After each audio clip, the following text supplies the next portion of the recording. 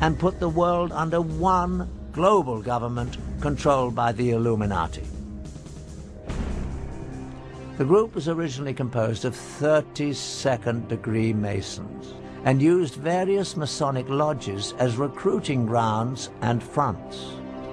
The highest-ranking Mason to be recruited was a nobleman from North Germany, Baron Knigge, also known as Adolf Francis, a major player in the European Masonic scene.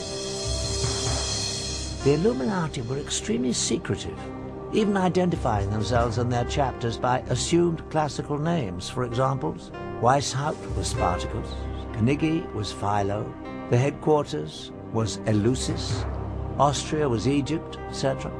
Dates were given in a sort of cryptography.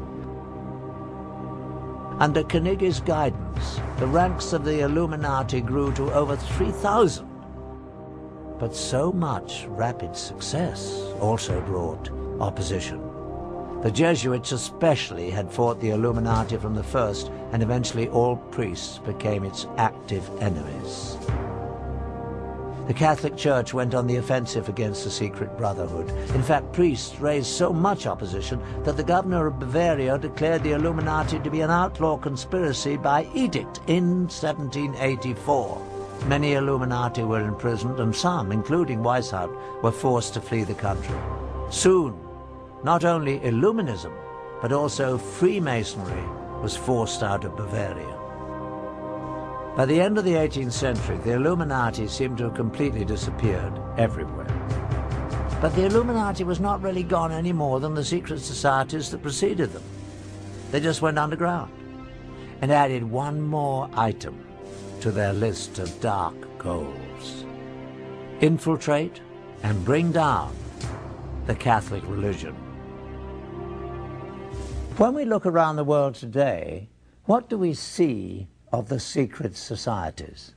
Masonic chapters exist in the open all around the globe as a mainstream organization. The Order of Knights Templar today exists as the top-ranking Masonic organization in the York Rite of Freemasonry. What goes on inside Masonic halls is still relatively secret. Probably known only to their upper echelon members are the dark rituals, goals, and the vendetta against the Catholic Church. The Masons and Templars have very effectively integrated themselves into the world's most respected societies. To a lesser degree, the assassins have appeared publicly periodically throughout history. In the early 1800s, they were visible in India as they came under the direction of the Aga Khan, who they believed possessed divine powers. In the latter 1800s, the Aga Khan brought them to Afghanistan, where they developed a lasting relationship with the British. Later, the Aga Khan's descendants further infiltrated Western culture. One prominent example was when Prince Ali Aga Khan, grandson of Aga Khan II, married American actress Rita Hayworth. Are the assassins, as a secret murderous order, now a thing of the past? The bloodshed occurring today at the hands of Islamic extremists would say the assassins are alive and well. The Priory of Zion also continues to this day. In fact, it has been reported that a number of illustrious figures in history have served as the Priory's Grand Masters, and there is corroborating evidence. In 1975, a discovery was made in a Parisian library. Parchments were found called Le Dossier Le Carré. These documents indeed reveal that some of the secret members were Leonardo da Vinci, Victor Hugo, and Sir Isaac Newton. The Priory has been credited by some with the creation of the European Union.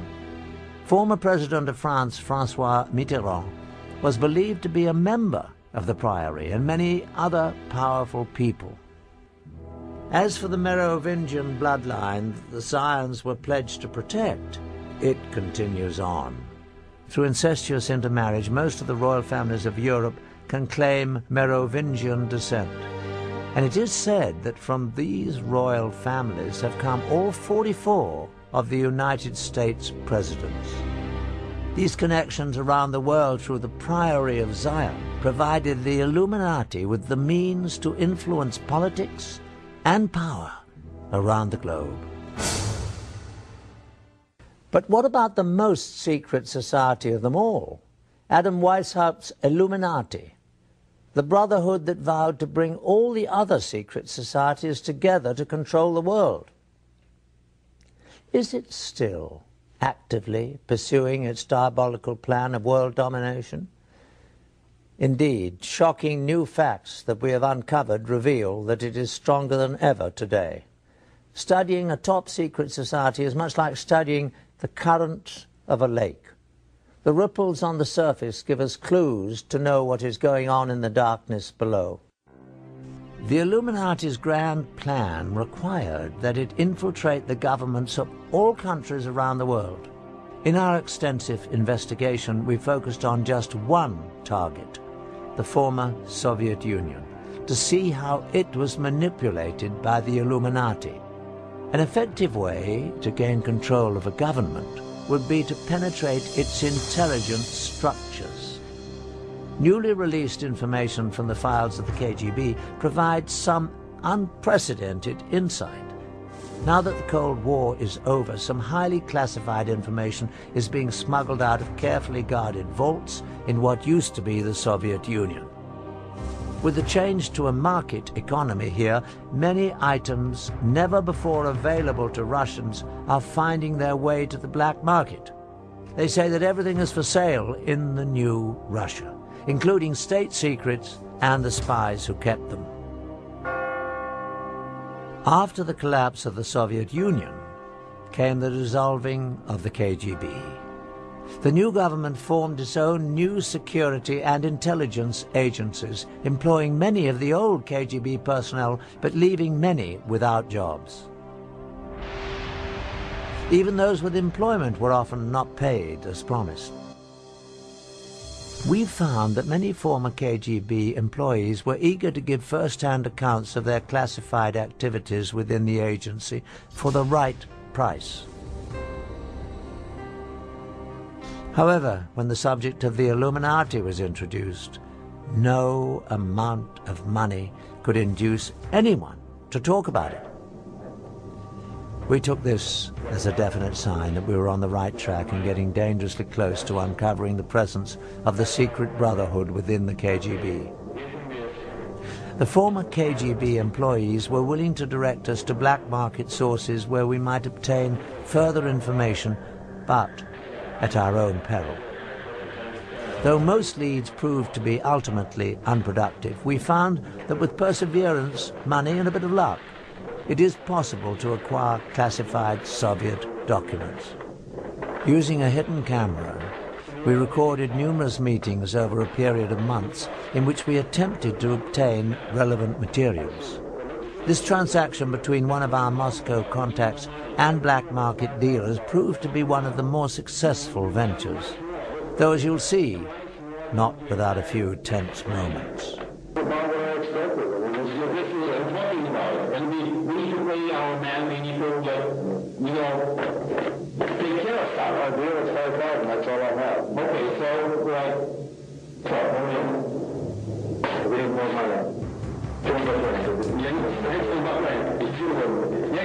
I'm talking, we need more money, okay? Like, we can get, okay, let's do that. Like, give us 5,000 and that's okay, and the rest you can give, like, tomorrow or the next day, like, whatever. 5,000 is a deal, that's it, I can't do that. This is all I have. Okay. Meetings over a period of months in which we attempted to obtain relevant materials.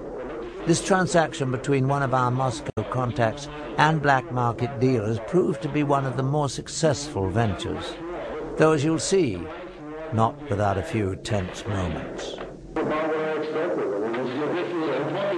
And we need to pay our man, we need to, take care of stuff. Our deal is 5,000, that's all I have. Okay, so, we need more money.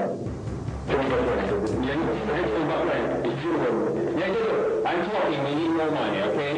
Like, we can get, okay, let's do that. Like, give us 5,000 and that's okay, and the rest you can be like tomorrow or the next day, like whatever. 5,000 is ideal. That's it. I can't do that. This is all I have. Okay,